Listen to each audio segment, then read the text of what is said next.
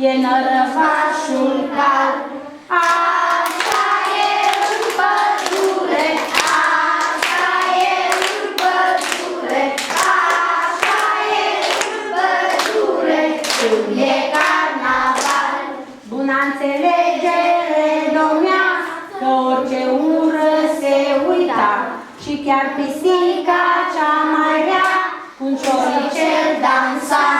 Ciocănitoarea, toc, toc, toc, prinde un vermișor în cioc, și printre dinți îl face atent, să fii mai prudent.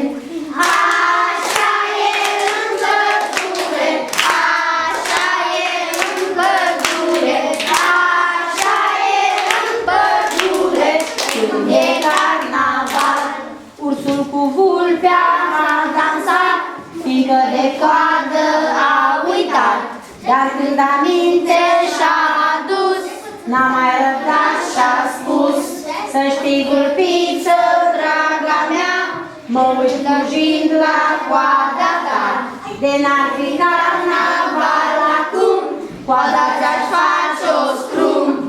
Așa e în pădure, așa e în pădure, așa e în pădure, când e carnaval. Când carnavalul s-a sfârșit, pădurea toată a dormit, iar noi, dragi prieteni de copac, vă spunem bun rămas.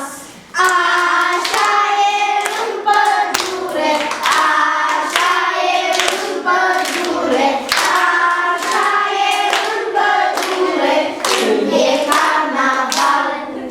Bravo! N-am avut mai potrivit, dar era vorba despre un carnaval al animalelor.